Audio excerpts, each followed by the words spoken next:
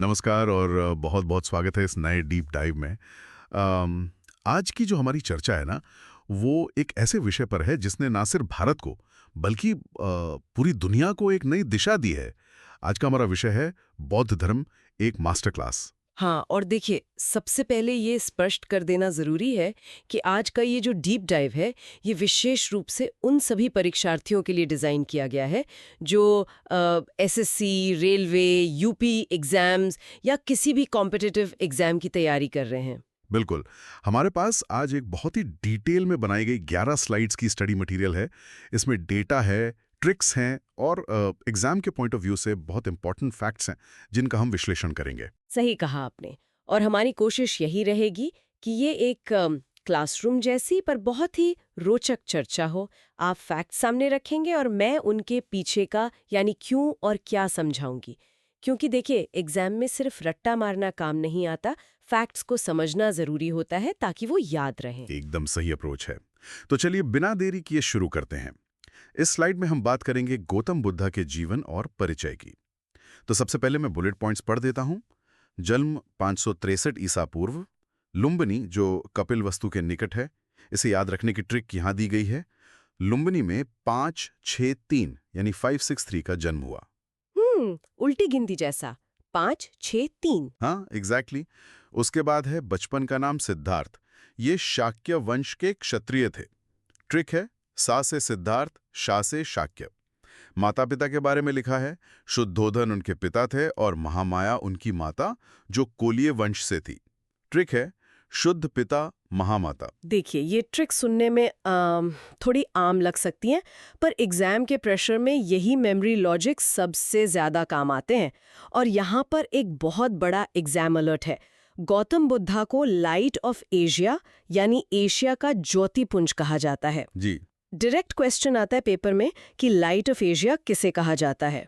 और एक बात, स्टूडेंट्स अक्सर इसमें कंफ्यूज हो जाते हैं कि बुद्धा का वंश कौन सा था और उनकी माता का कौन सा। तो ये जो ट्रिक है ना, सा से सिद्धार्थ और शा से शाक्या, इससे वो डाउट तुरंत क्लियर हो जाता है। महामाया कोलीय वंश की थी, ये डिटेल भी यूपी एग्जाम्स में बहुत बार पूछी जाती है। सही बात है। अब आगे बढ़ते हैं।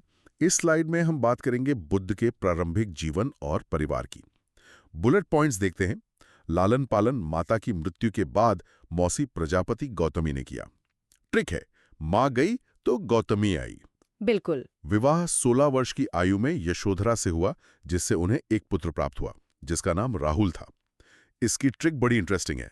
यशोधरा ने यश दिया, राहुल ने राह रोकी। अन्य नाम में लिखा है कि यशोधरा को गोपा, बिंबा, भद्दकच्छना भी कहा जाता है। ये जो ट्रिक है ना, राहुल ने राह रोकी, ये सिर्फ याद रखने के लिए नहीं है, इसका एक अर्थ भी है। राहुल का मतलब ही होता है बंधन। जी। सिद्धार्थ के लिए उनका बेटा एक मोह का बंधन था, जो उन्हें सत्य की खोज से रोक सकता था। हाँ, ये तो बहुत ही गहरा अर्थ है। हाँ, और यहाँ पर एग्जाम अलर्ट भी देना चाहूंगी। जब सिद्धार्थ महल से निकलते थे, तो उनके घोड़े और सारथी का बहुत महत्व है। उनके घोड़े का नाम कंथक था और सारथी का नाम चन्ना। रेलवे और एसएससी में ये फैक्ट सीधे सीधे पूछे जाते हैं, तो परीक्षार्थियों को ये नाम बिल्कुल पक्के कर लेने चाहिए। कंथक और चन्ना, बिल्कुल।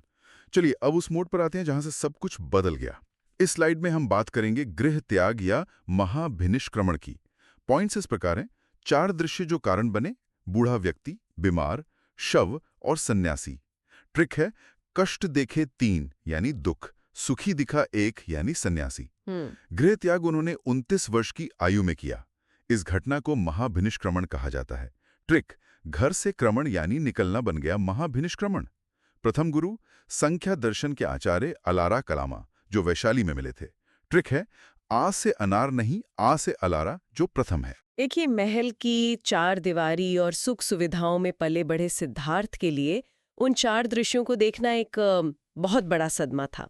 जब उन्होंने पहली बार बुढ़ापा, बीमारी और मौत को देखा, तो उन्हें समझ आया कि ये जीवन कितना नश्वर है। बिल्कुल, उसने उन्हें झकझोर दिया होगा। सही कहा।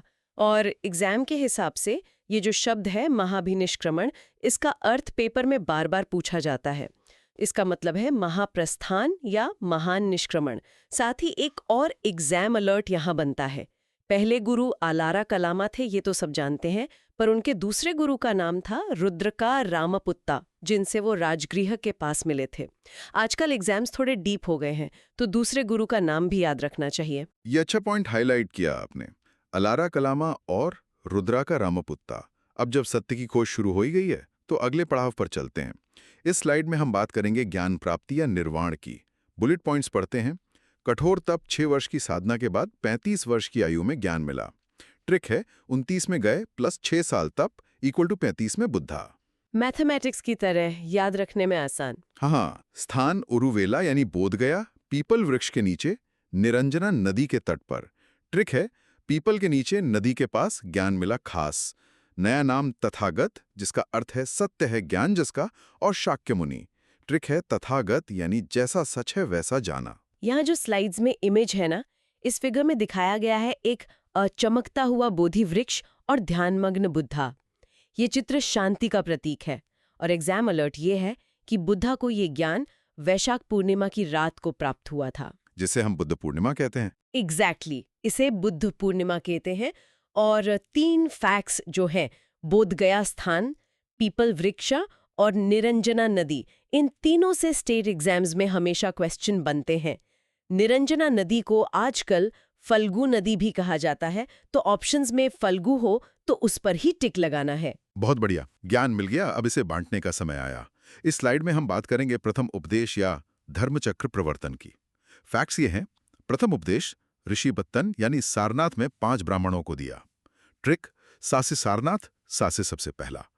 धर्मचक्र प्रवर्तन प्रथम उपदेश की घटना का नाम है। ट्रिक धर्म का चक्र यानी पहिया सारनाथ से चला। सर्वाधिक उपदेश श्रावस्ती, जो कौशल की राजधानी थी, वहां दिए।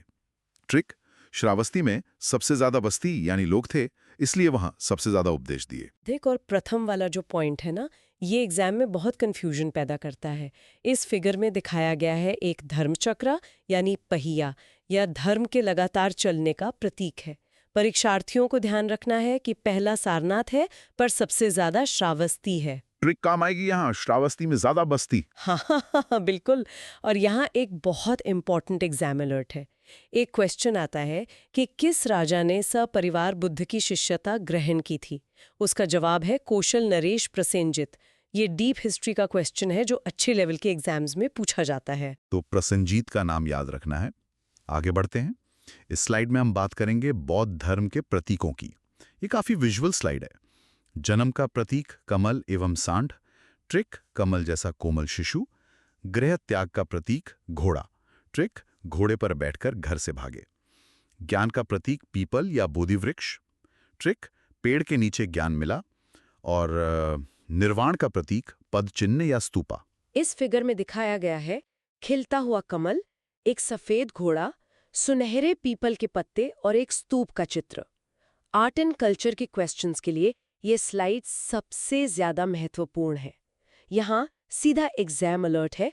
ये प्रतीक मैच द फॉलोइंग यानी जोड़ी मिलान वाले प्रश्नों में बार बार आते हैं। एक तरफ घटना और दूसरी तरफ प्रतीक। सही पकड़ा। अगर स्टूडेंट्स को सिर्फ 2 भी पक्के याद है, जैसे जन्म का कमल और गृह त्याग का घोड़ा, तो वो एलिमिनेशन मेथड यूज करके ऑप्शंस में से सही जवाब निकाल सकते हैं। एलिमिनेशन मेथड तो वैसे भी किसी भी ऑब्जेक्टिव पेपर का ब्रह्मास्त्र होता है। चलिए स्लाइड में हम बात करेंगे संघ के विस्तार और शिष्यों की। बुलेट पॉइंट्स हैं। महिला प्रवेश वैशाली में प्रिया शिष्य आनंद के कहने पर हुआ। ट्रिक आनंद ने महिलाओं को आकर आनंद यानी खुशी दी। प्रथम महिला प्रजापति गौतमी, जो बुद्ध की मौसी थी। प्रमुख दान अनाथा पिंडिका ने जेतावना विहार दान दिया। ट्रिक अनाथों के पिंड यानी दाता ने जेतावना दिया। सामाजिक दृष्टि से अगर सोचें तो उस दौर में महिलाओं को संघ में प्रवेश मिलना एक बहुत ही क्रांतिकारी कदम था। और यहाँ एक और एग्जाम अलर्ट जुड़ता है। जब वैशाली में महिलाओं को प्रवेश की अनुमति मिली, तो वहाँ की जो प्रसिद्ध नगर वधू थी अम्रपाली, वो भी बुद्ध की शिष्य बन गई थी। एग्जाम में सीधा पूछते हैं कि कौन सी नगर वधू बौद्ध संघ में शामिल हुई। जवाब है अम्रपाली। और इस स्लाइड में जो चित्र है, जिसमें दान का दृश्य दिखाया गया है, वो दर्शाता है कि राजा से लेकर व्यापारी तक सब पर बुद्ध का कितना प्रभाव था। बिल्कुल। अनाथा पिंडिका एक बहुत बड़ा व्यापारी था। उसने पूरा जेतवाना विहार ही खरीद कर दान कर दिया था। अद्भुत। अब आते हैं जीवन के अंतिम पड़ाव पर। इस स्लाइड में हम बात करेंगे महापरिनिर्वाण यानी मृत्यु की। पॉइंट्स इस तरह हैं। मृत्यु 483 ईसा पूर्व 80 वर्ष की आयु में कुशीनगर में हुई, जो मल्ला गणराज्य का हिस्सा था। ट्रिक 483 में परिनिर्वाण यानी शरीर त्यागा। अंतिम भोजन पावा में चुंडा लोहार के यहाँ सुकारा मद्धवा खाने से। ट्रिक चुंडा ने भोजन दिया, पेट ने साथ छोड़ दिया। अंतिम उपदेश सुभद्रा को दिया। इस फिगर में दिखाया गया है कुशीनगर का वो अस्वेशाल और शांत स्तूपा। यहाँ 2 एग्जाम अलर्ट्स हैं। पहला, मृत्यु को सामान्य मृत्यु नहीं बल्कि महापरिनिर्वाण कहा जाता है, जिसका अर्थ है जन्म मरण के चक्र से मुक्ति। और दूसरा अलर्ट ये है कि कुशीनगर किस गणराज्य में था। जवाब है मल्ला गणराज्य। स्टेट पब्लिक सर्विस कमीशंस को ये क्वेश्चन बहुत पसंद है। मल्ला गणराज्य बिल्कुल टिप ऑफ द टंग पर होना चाहिए। मल्ला गणराज्य, कुशीनगर, याद रहेगा। अब बुद्धा के चले जाने के बाद उनके दर्शन पर आते हैं। इस स्लाइड में हम बात करेंगे 4 आर्य सत्य और मार्ग की। 4 आर्य सत्य हैं दुख, दुख समुदाय, दुख निरोध और दुख निरोधगामी प्रतिपदा। ट्रिक देखिए कितनी रिलेटेबल है। बीमारी है, बीमारी का कारण है, इलाज है और दवा है। अष्टांगिक मार्ग दुख विनाश का उपाय, जिसमें 8 नियम हैं। ट्रिक 8 रास्तों पर चलोगे तो दुख नहीं मिलेगा। मध्यम मार्ग न अधिक भोग न अधिक त्याग। आपने ट्रिक में बीमारी और दवा की बात की। बुद्धा को अक्सर एक महान चिकित्सक या डॉक्टर के रूप में देखा जाता है, जो दुख नाम की बीमारी का इलाज बताते हैं। अब यहाँ जो एग्जाम अलर्ट है वो थोड़ा फिलोसॉफिकल है। बुद्धा ने अनीश्वरवाद यानी कोई ईश्वर नहीं है और अनात्मवाद यानी कोई आत्मा नहीं है, इसका सिद्धांत दिया। पर एक पॉइंट है जहाँ कंफ्यूज होते हैं लोग। अगर आत्मा नहीं है तो पुनर्जन्म किसका होता है? क्योंकि बुद्धा ने पुनर्जन्म को तो माना। सही सवाल। बुद्धा कहते हैं कि आत्मा नहीं जाती एक जन्म से दूसरे जन्म में, बल्कि कर्मों की चेतना का प्रवाह जाता है। जैसे एक दिए से दूसरा दिया जलाया जाए, लॉ वही नहीं होती पर आग का प्रवाह रहता है। ये असर्शन और रीजनिंग वाले जो क्वेश्चंस आते हैं ना यूपीपीएससी में, वहां ये डायरेक्ट पूछा जाता है। अनात्मवाद और पुनर्जन्म दोनों को माना। ये कॉम्बिनेशन याद रखना है। एकदम क्लियर हो गया। अब आते हैं टेबल वाली स्लाइड पर। इस स्लाइड में हम बात करेंगे 4 बौद्ध संगीतियों यानी काउंसिल्स की। सबसे पहले ट्रिक देखते हैं स्थान याद रखने की, आरबीपी के। राजगृह, वैशाली, पाटलिपुत्र, कश्मीर। यहाँ वी की जगह बी लगाया है ट्रिक के लिए। मैं टेबल पढ़ता हूँ। पहली 483 ईसा पूर्व राजगृह में अजातशत्रु राजा थे और अध्यक्ष महाकसापा थे। दूसरी 100 साल बाद 383 ईसा पूर्व वैशाली में कालाशोका राजा थे, अध्यक्ष सुबकामी। तीसरी 247 ईसा पूर्व पाटलिपुत्र में सम्राट अशोक के समय, अध्यक्ष मुगलीपुत्ता तिस्सा। चौथी 1ली शताब्दी कुंडलवन कश्मीर में कनिष्का के समय, अध्यक्ष वासुमित्रा। अगर कोई मुझसे पूछे कि इस पूरे डीप डाइव में सबसे ज्यादा क्वेश्चंस कहाँ से आते हैं, तो वो यही टेबल है। क्रोनोलॉजी मैच करने के लिए ये आरबीपी के और राजाओं का क्रम अजातशत्रु, कालाशोका, अशोका, कनिष्का बिल्कुल याद होना चाहिए। और एग्जाम अलर्ट ये है कि चौथी बौद्ध संगीति में एक बहुत बड़ा बदलाव आया। धर्म का विभाजन हो गया था। हाँ, बौद्ध धर्म स्पष्ट रूप से 2 शाखाओं में बंट गया, हीनयान और महायान। ये कनिष्का के समय में हुआ था, चौथी काउंसिल में। ये क्वेश्चन बहुत बार पेपर की शोभा बढ़ा चुका है। तो इस विभाजन के बारे में थोड़ा और जानते हैं आखिरी स्लाइड में। इस स्लाइड में हम बात करेंगे बौद्ध संप्रदाय और साहित्य की। हीनयान रूढ़िवादी, परिवर्तन विरोधी, ये मूर्ति पूजा नहीं करते थे। महायान मूर्ति पूजक, बुद्ध को देवता माना। नागार्जुना, इनको शून्यवाद का जनक माना जाता है और इन्हें भारत का आइंस्टाइन कहा जाता है।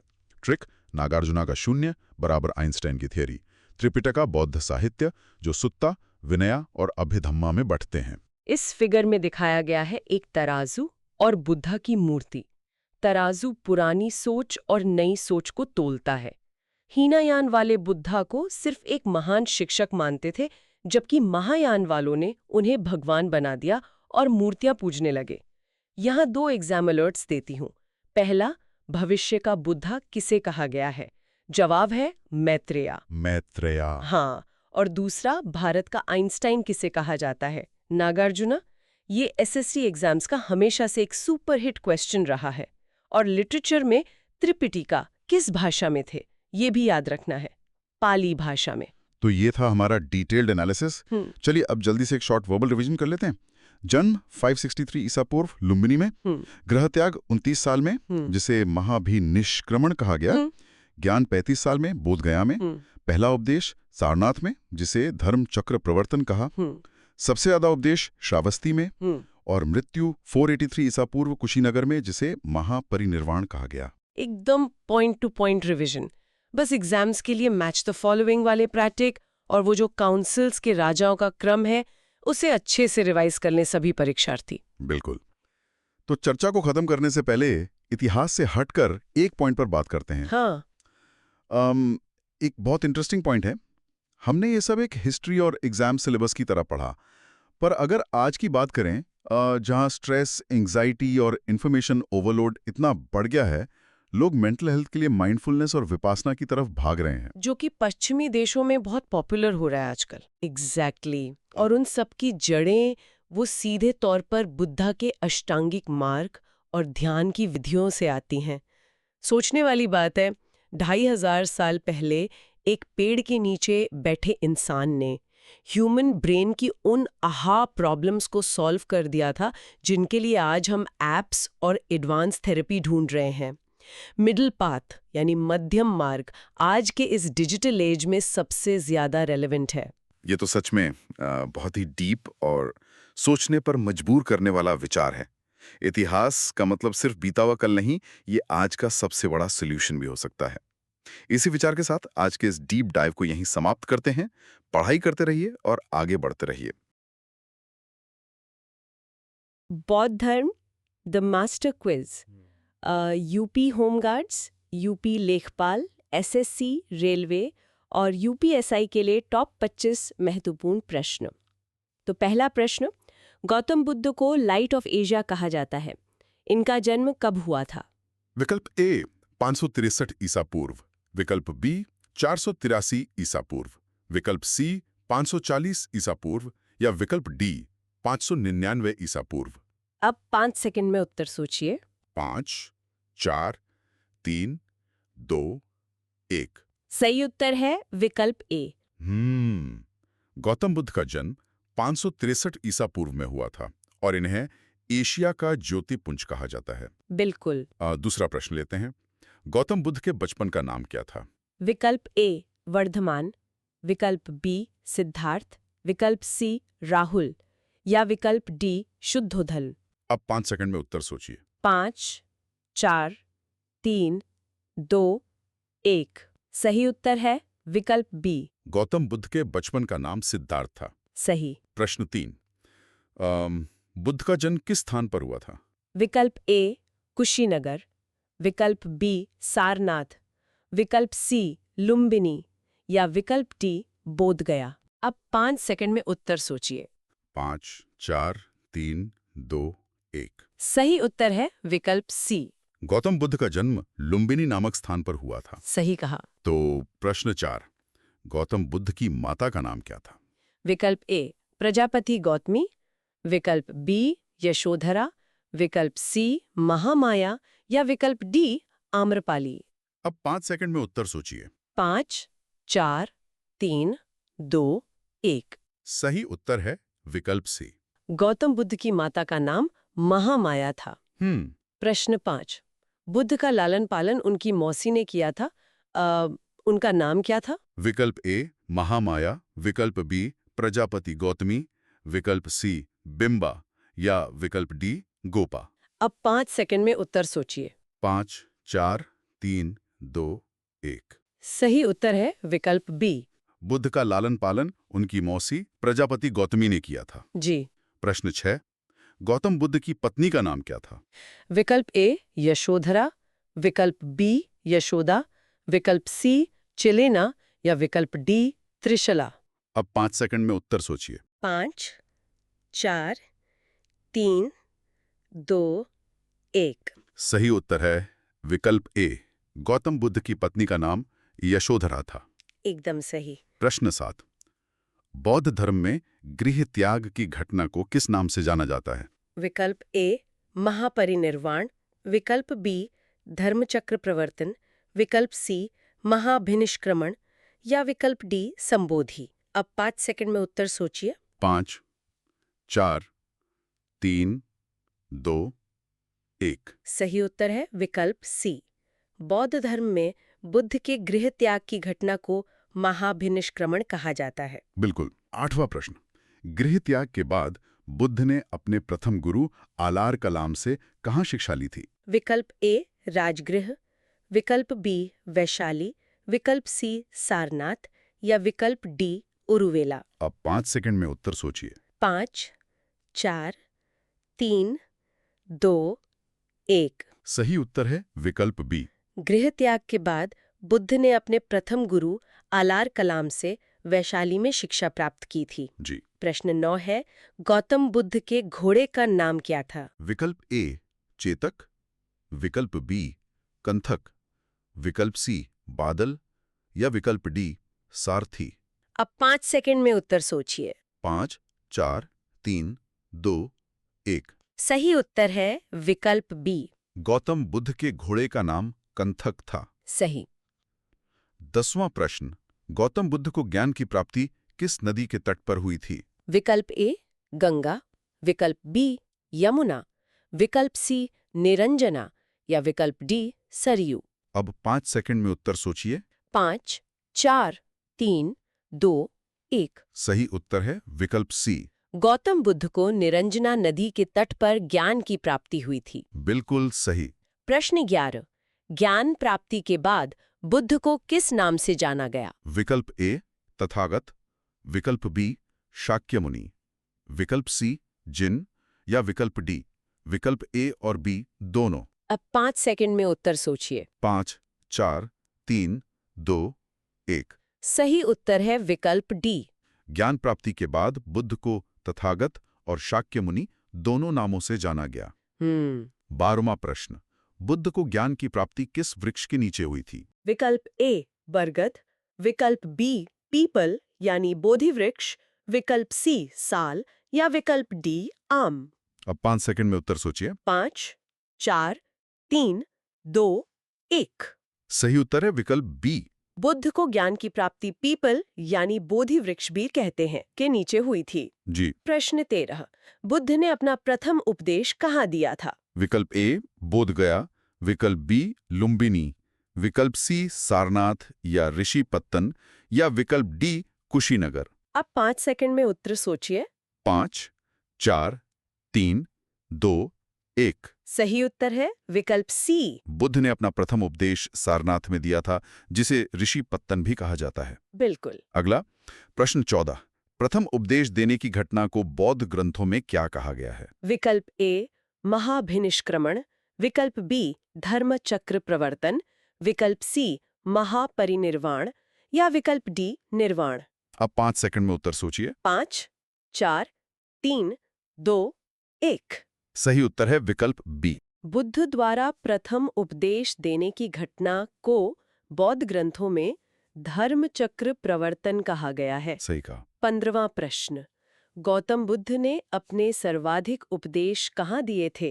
विकल्प ए श्रावस्ती, विकल्प बी राजगृह, विकल्प सी वैशाली या विकल्प डी पावापुरी। अब 5 सेकंड में उत्तर सोचिए। 5, 4, 3, 2, 1। सही उत्तर है विकल्प ए। गौतम बुद्ध ने अपने सर्वाधिक उपदेश श्रावस्ती में दिए थे। जी।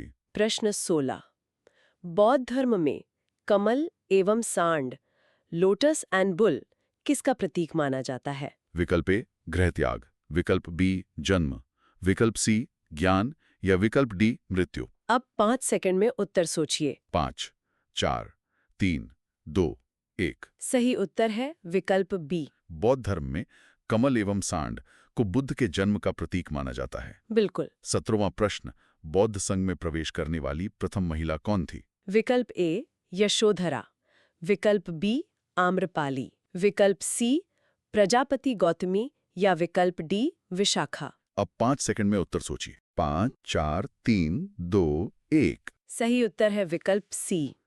बौद्ध संघ में प्रवेश करने वाली प्रथम महिला प्रजापति गौतमी थी। सही। प्रश्न 18, वैशाली की किस प्रसिद्ध नगर वधू ने बुद्ध की शिष्यता ग्रहण की थी? विकल्प ए आम्रपाली, विकल्प बी वासवदत्ता, विकल्प सी गौतमी या विकल्प डी सुजाता। अब 5 सेकंड में उत्तर सोचिए। 5, 4, 3, 2, 1। सही उत्तर है विकल्प ए। वैशाली के प्रसिद्ध नगरवधु आम्रपाली ने बुद्ध की शिष्यता ग्रहण की थी। जी। प्रश्न 19। गौतम बुद्ध की मृत्यु यानी महापरिनिर्वाण 483 ईसा पूर्व में कहाँ हुई थी? विकल्प ए लुम्बिनी, विकल्प बी कुशीनगर, विकल्प सी पावा या विकल्प डी वैशाली। अब 5 सेकंड में उत्तर सोचिए। 5, 4, 3, 2, 1। सही उत्तर है विकल्प बी। गौतम बुद्ध की मृत्यु, जिसे महापरिनिर्वाण कहा जाता है, 483 ईसा पूर्व में कुशीनगर में हुई थी। बिल्कुल। 20वां प्रश्न देखते हैं। बौद्ध धर्म के त्रिरत्न में क्या शामिल नहीं है? विकल्प ए बुद्ध, विकल्प बी धम्म, विकल्प सी संघ या विकल्प डी अहिंसा। अब 5 सेकंड में उत्तर सोचिए। 5, 4, 3, 2, 1। सही उत्तर है विकल्प डी। अहिंसा बौद्ध धर्म के त्रिरत्न में शामिल नहीं है। सही कहा। प्रश्न 21। बुद्ध ने दुख विनाश के लिए कितने मार्गों का प्रतिपादन किया? विकल्प ए 4, विकल्प बी 8 या अष्टांगिक मार्ग, विकल्प सी 10 या विकल्प डी 3। अब 5 सेकंड में उत्तर सोचिए। 5, 4, 3, 2, 1। सही उत्तर है विकल्प बी। बुद्ध ने दुख विनाश के लिए 8 मार्गों अर्थात अष्टांगिक मार्ग का प्रतिपादन किया था। जी। 22वां प्रश्न। प्रथम बौद्ध संगीति का आयोजन किसके शासनकाल में हुआ था? विकल्प ए अशोक, विकल्प बी कालाशोक, विकल्प सी अजातशत्रु या विकल्प डी कनिष्क। अब 5 सेकंड में उत्तर सोचिए। 5, 4, 3, 2, 1। सही उत्तर है विकल्प सी। प्रथम बौद्ध संगीति का आयोजन अजातशत्रु के शासनकाल में हुआ था। बिल्कुल। प्रश्न 23। किस बौद्ध संगीति में बौद्ध धर्म हीनयान और महायान में विभाजित हो गया? विकल्प ए प्रथम, विकल्प बी द्वितीय, विकल्प सी तृतीय या विकल्प डी चतुर्थ। अब 5 सेकंड में उत्तर सोचिए। 5, 4, 3, 2, 1। सही उत्तर है विकल्प डी। चतुर्थ बौद्ध संगीति में बौद्ध धर्म हीनयान और महायान में विभाजित हो गया था। सही। प्रश्न 24। तृतीय बौद्ध संगीति जो 247 ईसा पूर्व में हुई थी, उसका आयोजन कहाँ किया गया था? विकल्प ए राजगृह, विकल्प बी पाटलिपुत्र, विकल्प सी कुंडलवन या विकल्प डी वैशाली। अब 5 सेकंड में उत्तर सोचिए। 5, 4, 3, 2, 1। सही उत्तर है विकल्प बी। तृतीय बौद्ध संगीति का आयोजन 247 ईसा पूर्व में पाटलिपुत्र में किया गया था। जी। और अंतिम प्रश्न 25। किसे भारत का आइंस्टीन और शून्यवाद का जनक कहा जाता है? विकल्प ए अश्वघोष, विकल्प बी नागार्जुन, विकल्प सी वसुमित्र या विकल्प डी आनंद। अब 5 सेकंड में उत्तर सोचिए। 5, 4, 3, 2, 1। सही उत्तर है विकल्प बी। नागार्जुन को भारत का आइंस्टाइन और शून्यवाद का जनक कहा जाता है। आज के एमसीक्यू अभ्यास यहीं समाप्त होते हैं। दोबारा सुनकर अभ्यास करें।